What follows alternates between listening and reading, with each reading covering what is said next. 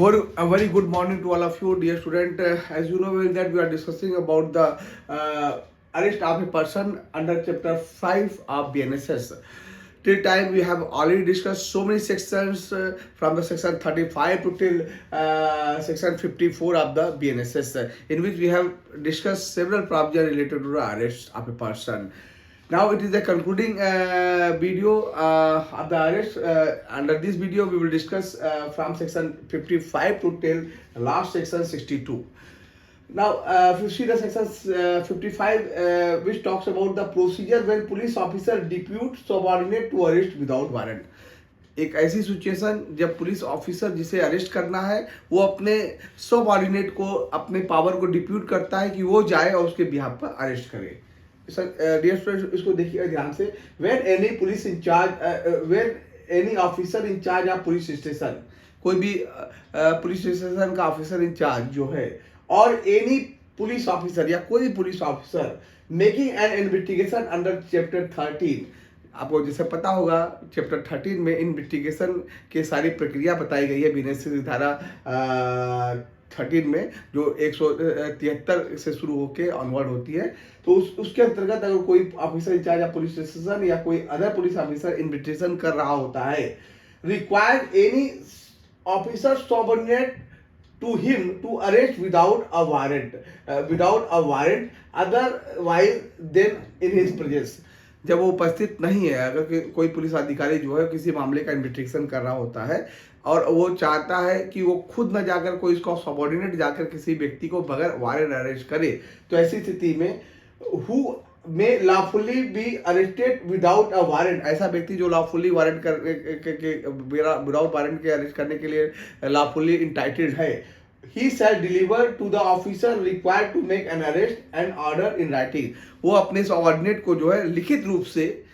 वो आदेश जारी करेगा कि वो जाकर वो उस व्यक्ति को अरेस्ट करे जिसको कि वो खुद अरेस्ट करना चाहता है. Specifying the person to be arrested, उस ऑर्डर में जो रिटेन ऑर्डर होगा उसमें उस व्यक्ति का पूरा डिटेल होगा कि किसे उसे अरेस्ट किया जाना है, एंड ऑफ द ऑफेंस, और किस ऑफेंस के लिए अरेस्ट करना है, और other cause for which the arrest is to be made, and the officer so required shall before making the arrest notify to the person to be arrested in the substance in the order, and if so required by such person shall show him the order. तो student, यहाँ पर एक बात एकदम clear की गई है कि अगर जिस व्यक्ति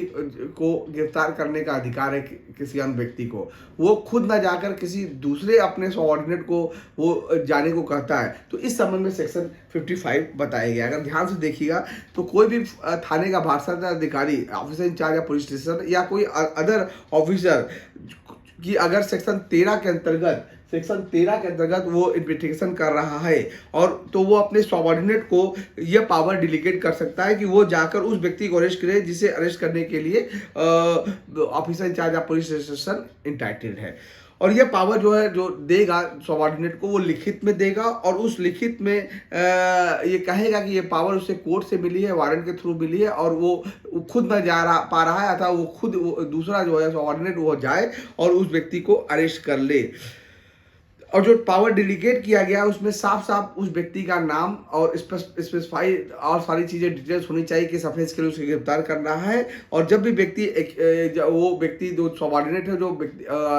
एक्यूज को गिरफ्तार करेगा तो उसे कारणों को बताएगा, लिखित ऑर्डर दिखाएगा, और चाहेगा तो ऑर्डर के वारंट की कॉपी अगर देखने को बोलेगा तो उसे सबऑर्डिनेट जो है वारंट की कॉपी दिखाएगा. यानी एक्यूज पूरी तरह से संतुष्ट करना होगा कि वो किसी और व्यक्ति के बिहाफ पर उस व्यक्ति को अरेस्ट करने आया है. सेक्शन 55 का सब क्लास 2 एक आता है, nothing in this section 1 shall affect the power of a police officer to arrest a person under section 35. Section 35 में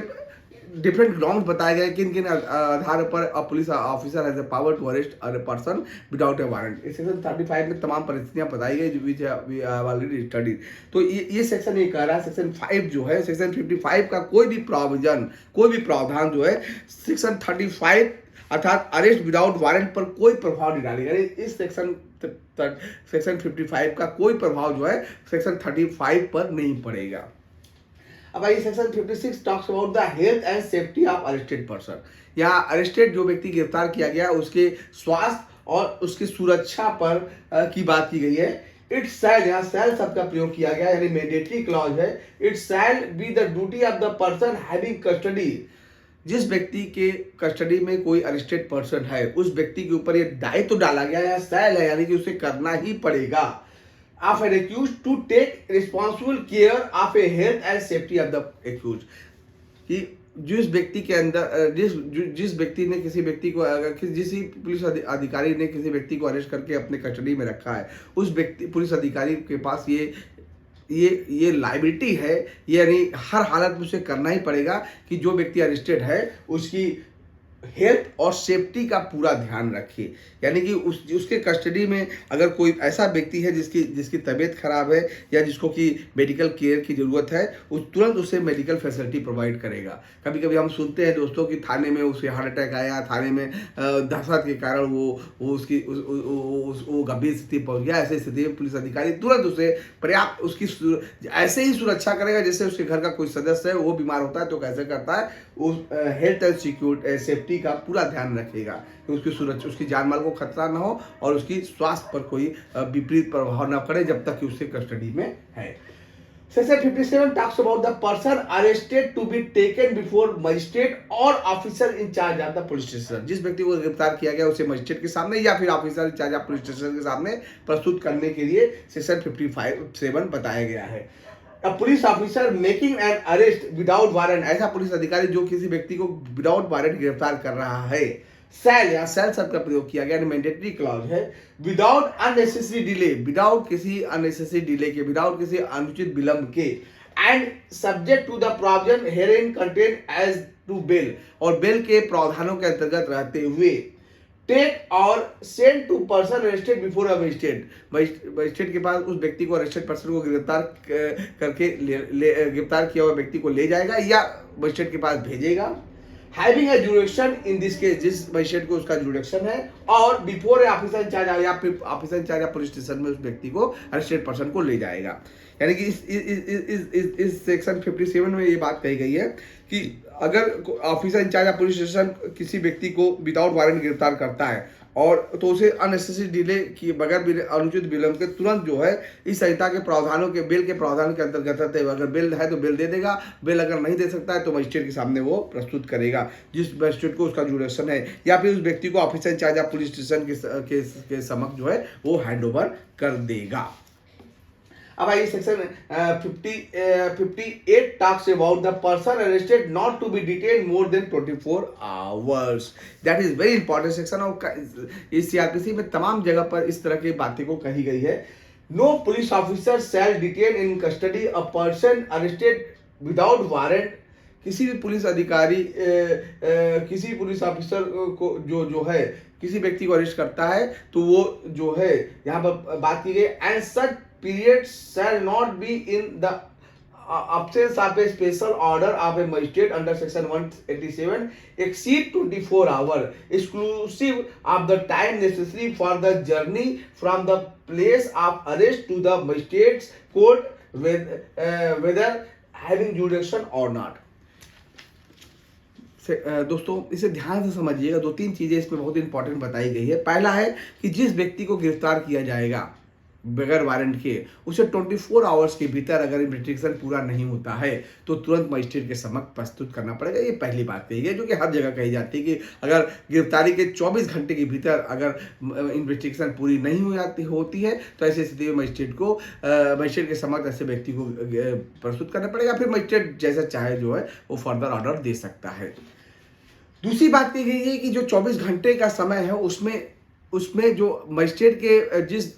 जगह पर व्यक्ति गिरफ्तार किया गया है उस जगह से मजिस्ट्रेट के कोर्ट में आने जाने की जो समय है वो निकाल के 24 घंटा, यानी कि अगर 12-13 घंटा मजिस्ट्रेट के समझ पहुंचने में लग रहा है तो 24 घंटे में उस 13 घंटे को हटा के 24 घंटा वो काउंट की जाएगी। दूसरी बात। तीसरी बात की गई है कि अगर कोई मजिस्ट्रेट ने स्पेशल ऑर्डर अंडर सेक्शन 187 में पारित किया है, 187 में मजिस्ट्रेट के पास पावर है कि अगर कोई व्यक्ति उसे समझ गिरफ्तार करके लाया जाता है तो 24 घंटे से ज़्यादा भी अगर उसको पुलिस रिमांड उसको पुलिस में लेना चाहती है, पुलिस अपने उसको कस्टडी में रखना चाहती है, तो वो जो है मजिस्ट्रेट के लिए पुलिस रिमांड के लिए रिक्वेस्ट कर सकती है। अगर मजिस्ट्रेट ने कोई स्पेशल ऑर्डर उस पुलिस को दे रखा है कि उसे चाहे तो अपने रिमांड पर रख सकता है, तो ऐसी स्थिति में वो 24 घंटे के से ज़्यादा भी रिमांड पर रख सकती है। लेकिन अगर इसे हटा दिया जाए, अंडर सेक्शन 87 के प्रावधानों को हटा दिया जाए, स्पेशल ऑर्डर के प्रावधानों को, अगर मजिस्ट्रेट ने कोई स्पेशल ऑर्डर पुलिस को नहीं दिया है तो किसी भी कीमत पर अभियुक्त को जो है वो 24 घंटे से ज़्यादा जो है पुलिस अपने कस्टडी में कतई नहीं रह सकती है। 24 घंटे के भीतर उसे 24 घंटे के भीतर जो है उसे मजिस्ट्रेट के समक्ष प्रस्तुत करना पड़ेगा। वो मजिस्ट्रेट उसे पुलिस कस्टडी या जुडिशियल कस्टडी में जैसा भी चाहे उसको ऑर्डर दे सकता है, फिर वो मजिस्ट्रेट के ऑर्डर के अनुसार उस व्यक्ति को 24 घंटे के बाद रखा जाएगा। Section 59 talks about the police to report apprehension. Officer in charge of police station, किसी भी थाने का वारसात अधिकारी सेल शब्द का प्रयोग है, report to the district magistrate और डीएम को रिपोर्ट करेगा, और इफ ही सो डायरेक्ट, और जैसा भी डीएम डायरेक्ट करता है to the sub divisional magistrate यानी एसडीएम को अगर डायरेक्ट करता है, in cases of all person arrested without warrant, ऐसे सभी केसेस जो अभी जिसपे विदाउट वारंट अरेस्ट किया गया है, वैसी स्थिति में पुलिस ऑफिसर जो है, officer in charge of police station जो है, तुरंत वो डीएम या फिर डीएम ने डायरेक्ट कर रखा है एसडीएम को, तो एसडीएम को जो है ऐसे गिरफ्तारी का जो है सूचना तुरंत देगा with in the limit of their respective station whether such person have been admitted to the bail or not। Bail के संबंध में भी सारी जानकारी जो है डीएम को देगा। यानी ये सेक्शन जो है ये किसी भी पुलिस थाने के भाषण अधिकारी को या ऐसे अधिकारी को जो बगैर वारंट किसी व्यक्ति को गिरफ्तार करता है उसे बेल पर रिहा किया गया है, तो चाहे रिहा किया गया हो चाहे न रिहा किया हो, डीएम को रिपोर्ट करेगा, और डीएम ने इस वास्ते किसी एसडीएम को ऑथराइज कर रखा है, तो सारे डिटेल के संबंध में जितनी भी इंफॉर्मेशन है वो सभी जो है एसडीएम को दिया जाएगा। और ऐसी स्थिति में एसडीएम एक रिपोर्ट बना के जो है एसडीएम को दिया जाएगा, नहीं ताकि एसडीएम उस जिले का जो सबसे बड़ा अधिकारी डिस्ट्रिक्ट का डीएम होता है, तो डीएम को या एसडीएम को इस संबंध में सारी सूचना मिले कि उनके एरिया में किस व्यक्ति को जो है वो अरेस्ट किया गया है और बेल दिया गया है कि नहीं दिया गया है, और तमाम पर्टिकुलर्स जो है वो डीएम एसडीएम को के पास इस संज्ञान में रहे। इसलिए ये आवश्यक बनाया गया है कि सभी थाने का पुलिस का 12 सदस्य अधिकारी जो है ऐसी गिरफ्तारी की सूचना जो है अपने डिस्ट्रिक्ट के डीएम या अगर डीएम ने किसी व्यक्ति अथराइज कर रखा है एसडीएम को, तो वो एसडीएम को जो है उसकी सूचना देगा और उसकी रिपोर्ट बना के जो है एसडीएम को देगा गिरफ्तारी की। Section 60 talks about the discharge of person apprehended. No person who has been arrested by the police officer, कोई भी व्यक्ति जो पुलिस ऑफिसर के द्वारा गिरफ्तार किया जाता है, shall be discharged, उसे डिस्चार्ज नहीं किया जाएगा except on his bail, bail के प्रावधानों के अंतर्गत, और बेल बॉन्ड भराकर या इस संहिता के अंतर्गत बेल बॉन्ड भराकर उसे रिलीज किया जाता है, या बेल देके या बेल देके रिलीज किया जाता है, और under the special order the magistrate के ऑर्डर के बगैर ही उसे डिस्चार्ज किया जाएगा, अदरवाइज वो डिस्चार्ज नहीं किया जाएगा। किसी व्यक्ति को गिरफ्तार किया जाता है तो सिर्फ तो ऐसी स्थिति में 3 बॉन्ड पर गिरफ्तार किया जाएगा, या बेल बॉन्ड पर बॉन्ड पर उसे रिलीज किया जा सकता है, बेल बॉन्ड पर रिलीज किया जा सकता है, या मजिस्ट्रेट के ऑर्डर से रिलीज किया जाता है, अदरवाइज उसे रिलीज अरेस्टेड पर्सन को जो है रिलीज नहीं किया जाएगा। सेक्शन 61 जो अंतिम सेक्शन है वो talks about the power on escape to pursue on retake. जैसे कि अगर यहाँ पर कहा गया है कि अगर कोई व्यक्ति पुलिस की कस्टडी में भाग गया है तो ऐसी स्थिति में पुलिस अधिकारी के पास क्या पावर है, if a person in lawful custody, यदि ऐसा व्यक्ति जो लॉफुल कस्टडी में है वहां से भाग गया, एस्केप कर गया है, और इज रेस्क्यू किया गया है, the person from whose custody he escape, जिस पुलिस अधिकारी की कस्टडी में व्यक्ति भागा है और वाज रेस्क्यू, और वो रेस्क्यू किया गया है, the person from whose custody he escape, जिस पुलिस अधिकारी की कस्टडी में व्यक्ति भागा है और वाज रेस्क्यू किया गया है, the person from whose custody he escape, जिस पुलिस अधिकारी की कस्टडी में व्यक्ति भागा है और was rescue may immediately pursue and arrest him in any place in India। यार पुलिस को बहुत बड़ा पावर दिया गया है दोस्तों कि अगर किसी पुलिस कस्टडी में कोई पुलिस कस्टडी के से कोई अभियुक्त भागा है, जिस पुलिस कस्टडी के से वो अभियुक्त भागा है, उस पुलिस अधिकारी को पावर है कि वो भारत में कहीं भी वो अभियुक्त जो है वो छिप रहा हो या भाग गया हो या भाग के छिपने का प्रयास किया गया हो, वो वहां जाकर उसे पकड़कर वो पुनः उसे अरेस्ट कर सकता है। यानी कि जिस भी पुलिस अधिकारी के कस्टडी से अभिरक्षा से वो व्यक्ति भागा है, उस पुलिस अधिकारी के पास पावर है कि वो किसी भारत में कहीं पर भी वो अभियुक्त मिले तो उसे पुनः जो है उसे अरेस्ट कर सकता है और रिटेक अटेंड कर सकता है उसे। यहाँ पर साफ साफ ये सेक्शन 2 में कहा गया है, the provision of section 44 shall apply to the arrest under section 1 although the person making any such arrest is not acting under a warrant and is not a police officer having authority to arrest। यहाँ पर साफ साफ कहा गया है कि धारा 44 का कोई प्रावधान इस धारा पर प्रभाव नहीं डालेगी। तो कुल मिला के और लास्ट सेक्शन में कह रहा है, section 62 talks about the arrest to be made strictly according to संहिता। ये लास्ट सेक्शन बहुत इंपॉर्टेंट है दोस्तों। यहाँ पर साफ साफ कहा गया है, सेल शब्द का प्रयोग किया गया। इसे ध्यान से देखिएगा कि इस संहिता में यानी कि बीएनएसएस में जो चैप्टर 5 है, कोई भी व्यक्ति अगर गिरफ्तार किया जाता है दोस्तों, तो ये चैप्टर 5 में जितने भी प्रावधान है 35 से लेकर, we will summarise all the प्रावधान once again before you all, that from the section 35 to section 61 सभी प्रावधानों का कंप्लायंस जो है बहुत ही स्ट्रिक्टली कराया जाएगा। साफ साफ कहा गया है, no arrest shall be made, कोई भी अरेस्ट जो है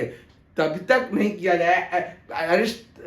कोई भी अरेस्ट किया जाएगा सिर्फ except in according with the provision of this संहिता। इस संहिता के तमाम प्रावधानों के अधीन रहते हुए किसी व्यक्ति की गिरफ्तारी की जाएगी, अदरवाइज नहीं की जाएगी। और any other law for time being enforce providing the arrest, यानी कि सारे अरेस्ट के जितने भी तरीके हैं वो वही होंगे जो इस संहिता में बताए गए हैं। अगर आप इसको ये लास्ट सेक्शन था और इसे हम अगर समराइज करें दोस्तों, तो यहाँ पर ऐसे समराइज किया जा सकता है कि अगर one by one we will again discuss and summarise all the section. Section 35 talks about the कब police officer may arrest a person without warrant, कब किन परिस्थितियों में पुलिस अधिकारी जो है एक व्यक्ति को बगैर वारंट गिरफ्तार कर सकता है। इसमें हम लोगों ने देखा था तमाम ऐसी परिस्थितियां थी, ए से लेकर जे तक में परिस्थितियां बताई गई है। ए में बताया गया है कि अगर किसी पुलिस अधिकारी के सामने कोई कॉग्निटिव ऑफेंस होता है तो, या किसी व्यक्ति के खिलाफ कोई रीजनेबल कंप्लेंट, क्रेडिबल इंफॉर्मेशन और या फिर रीजनेबल सस्पिशियस है तो पुलिस अधिकारी बगैर वारंट के गिरफ्तार कर सकता है। या फिर जो ऑफेंस जो है वो 7 साल से ज़्यादा का ऐसा अपराध से संबंधित है तो पुलिस अधिकारी को अधिकार है कि बगैर वारंट गिरफ्तार कर सकता है। या कोई व्यक्ति प्रोक्लेम ऑफेंडर है या स्टोलन प्रॉपर्टी उसके पोजीशन से पाया गया है, या कोई ऐसा व्यक्ति है जो पुलिस के अपने कार्यों को डिस्चार्ज अपने कर्तव्यों का निर्वहन करने से ऑब्स्ट्रक्ट करता है, तब उसे गिरफ्तार कर सकता है पुलिस बगैर वारंट। या फिर कोई आर्म फोर्सेस का डिजर्टर है या ऐसा ऑफेंस किया गया है जो भारत के बाहर कमिट किया गया है, या फिर यदि किसी व्यक्ति ने कोई सजा पूरी कर ली है और वो जेल से बाहर आ रहा है, ऐसी स्थिति में अगर पुलिस अगर उस पर कोई ऐसा कर्तव्य आरोपित किया गया है वो कि वो थाने में जाकर वो अपने एड्रेस को अपडेट करता रहेगा, वो ऐसा अपडेट नहीं करता है तो पुलिस उसके बगैर वारंट गिरफ्तार कर सकती है। या फिर कोई भी ऐसी रिक्वेस्ट आई है किसी अदर पुलिस ऑफिसर के द्वारा किसी व्यक्ति को गिरफ्तार करने के लिए, तो उपरोक्त तमाम आधार पर जो है पुलिस जब भी गिरफ्तार करेगी उसे रिटर्न कारण बताएगी किन आधारों पर ऐसे व्यक्ति को गिरफ्तार किया गया है। सेक्शन 35 में सारी बातें कही है कि तमाम ग्राउंड्स बताए गए हैं कि अब किन परिस्थितियों में पुलिस अधिकारी जो है किसी व्यक्ति को बगैर वारंट गिरफ्तार कर सकता है। सेक्शन 36 में हम लोग देखा था कि बात की गई है procedure of arrest and duty of the police officer. जब भी कोई व्यक्ति पुलिस अधिकारी किसी व्यक्ति को गिरफ्तार करने जा रहा है तो ऐसी स्थिति में वो प्रॉपर ड्रेस पहनेगा, उसका नेम डिस्प्लेड होगा, और जब वो गिरफ्तार करने जा रहा है तो उसे टच नहीं करेगा, कब किन परिस्थितियों में उसे टच कर सकता है, कब किन परिस्थितियों में कितना फोर्स का इस्तेमाल कर सकता है, ये तमाम तरह की जानकारी जो हम लोगों ने सेक्शन 36 में देखी थी। Section 37 talks about the designated police officer, यानी कि एएसआई रैंक का एक व्यक्ति को डाटा डाटा को सेव करके डाटा को ट्रांसफ़र करने का अधिकार दिया है कि किसी भी थाने में कितने कितने व्यक्ति को अरेस्ट करके लाया गया है और उस व्यक्तियों का डिटेल क्या होगा, वो जो है वो डिस्ट्रिक्ट लेवल पर फिर स्टेट लेवल पर जो है वो डाटा को जो है वो एकोमोडेट कर दिया जाएगा, ताकि स्टेट गवर्नमेंट को ये जानकारी मिल सके कि उसके कि कितने व्यक्ति को अरेस्ट किया गया है, किस थाने से कहाँ से भी डिटेल जानकारी जो है ये जुटाया जाएगा। इस सेक्शन में बेनिफिट में कहा गया है। सेक्शन 38 में हम लोग देखा था कि rights of arrested person to meet an advocate of his choice during interrogation. जब भी पुलिस किसी व्यक्ति को इंट्रोगेट कर रही है या बुला रही है थाने में, तो ऐसे स्थिति में पुलिस ऐसे में अभियुक्त का ये अभियुक्त का ये राइट्स है, विधिक राइट्स है, वो भारत के संविधान के अनुच्छेद 22 में भी बताया गया है कि उसे अपने मनपसंद के एडवोकेट से कंसल्ट करने का और उसको अपने पास रखने का ड्यूरिंग द इंट्रोगेशन जो है वो अधिकार है। हाँ, थ्रू आउट द इंट्रोगेशन वो नहीं रखता है, लेकिन ड्यूरिंग द इंट्रोगेशन जो है अरेस्टेड पर्सन को यह पावर अधिकार है, संवैधानिक अधिकार भी है, विधिक अधिकार भी है इस बेनिफिट्स के अंतर्गत कि वो अपने मनपसंद के जो एडवोकेट से वो सलाह मशवरा कर सकता है। सेक्शन 39 में बताया गया arrest on refusal to give name and address. जब भी कोई व्यक्ति जो है वो नॉन कॉग्निटिव ऑफेंस करता है लेकिन अपना नाम और पता नहीं बताता है, अपनी आइडेंटिटी डिस्क्लोज नहीं करता है, तो ऐसी स्थिति में पुलिस अधिकारी जो है उसे गिरफ्तार कर सकता है। ये हम लोग 39 में जाने थे। Section 40 talks about the arrest by private person and procedure on such arrest. कब और किस परिस्थितियों में एक प्राइवेट पर्सन को भी अधिकार है, अब तक तो पुलिस अधिकारी को अधिकार था, अब प्राइवेट पर्सन को भी अधिकार है कि वो अगर उसके सामने कोई कॉग्निटिव ऑफेंस कोई व्यक्ति कर रहा होता है तो ऐसी स्थिति में उसे गिरफ्तार कर सकता है। लेकिन यहाँ शर्त यह है कि गिरफ्तारी के समय से लेकर 6 घंटे के भीतर अतिशीघ्र जो है वो तुरंत जो है वो नियरेस्ट पुलिस आउट स्टेशन में ऐसे व्यक्ति को हैंड ओवर कर देगा। ये सेक्शन 40 में बताया गया है। सेक्शन 41 में बताया गया है कि कब और किस परिस्थितियों में मजिस्ट्रेट जो है एक व्यक्ति को गिरफ्तार कर सकता है। ऐसा मजिस्ट्रेट जिसे वारंट इश्यू करने का पावर है, ऐसे मजिस्ट्रेट के सामने अगर कोई व्यक्ति जो है वो कॉग्निटिव ऑफेंस कर रहा होता है तो ऐसे व्यक्ति में मजिस्ट्रेट उसे या तो खुद गिरफ्तार करेगा या तो किसी और व्यक्ति से कहेगा कि वो गिरफ्तार करे। सेक्शन 42 में बताया गया है कि protection of member of the arm forces from arrest. कब और किस परिस्थितियों में जब आप कोई पुलिस अधिकारी किसी आर्म फोर्सेस के व्यक्ति को गिरफ्तार करने जा रहा होता है तो ऐसी स्थिति में स्टेट गवर्नमेंट या सेंट्रल गवर्नमेंट की परमिशन के बगैर किसी भी आर्म फोर्सेस के व्यक्ति को गिरफ्तार नहीं किया जाएगा। ये सेक्शन 42 में बताया गया है। Section 43 talks about the arrest how made. किस अरेस्ट करने की विधि क्या होगी, तो ऐसी स्थिति में बताया गया है कि कोई पुलिस अधिकारी किसी व्यक्ति को अरेस्ट करने जा रहा है तो सबसे पहले उसे बोलकर बताएगा और ये रिक्वेस्ट करेगा अरेस्टेड पर्सन व्यक्ति को कि वो खुद ही अपने आप को सबमिट कर दे, और अगर सबमिट कर देता है तो उसके खिलाफ जो है कोई टच या फोर्स यूज या कन्फाइनमेंट नहीं करेगा। वो आराम से अगर व्यक्ति गिरफ्तार हो अपने आप को जिस व्यक्ति को गिरफ्तार करने जा रहा है वो खुद ही अपने आप को सरेंडर कर देता है तो ऐसी स्थिति में उसके खिलाफ कोई बल का प्रयोग नहीं किया जाएगा। लेकिन अगर कोई महिला है तो ऐसी स्थिति में साफ साफ कहा गया है कि महिला पुलिस अधिकारी या महिला अधिकारी ही ऐसे व्यक्ति को टच या कन्फाइनमेंट करेगी और जरूरत पड़े तब।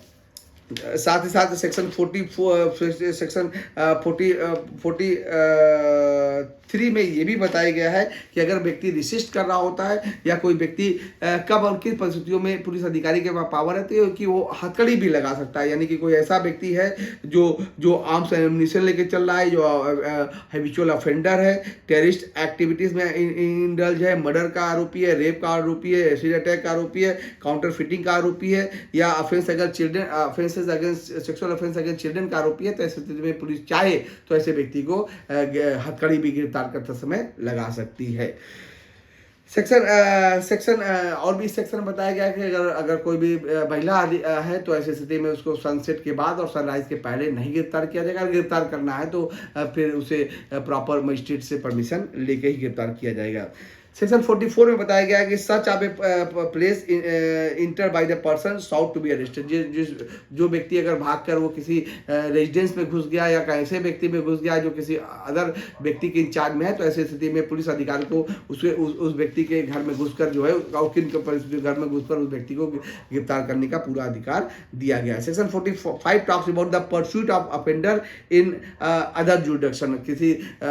किसी पुलिस थाने के अदर जुरिडिक्शन में भी एक्यूज अगर चला गया है तो ऐसी स्थिति में उसे कैसे परसूट किया जाएगा, इस संबंध में सेक्शन 45 बताया गया है। सेक्शन 46 में बताया गया है कि नो अननेसेसरी स्टैंड, जब पुलिस किसी व्यक्ति को अगर गिरफ्तार किया जाता है तो उसे अननेसेसरी स्टैंड नहीं किया जाएगा, यानी कि उसको जबरदस्ती हथकड़ी पहनाकर या किसी बंद कमरे में नहीं रखा जाएगा, अननेसेसरी उस पर स्टैंड नहीं लगाया जाएगा। सेक्शन 47 में बताया गया है person arrested to be inform of ground of arrest and right to bail, जिस व्यक्ति को गिरफ्तार किया गया है उसे जो है स्पष्ट रूप से बताया जाएगा कि अगर उसका बेल लेने का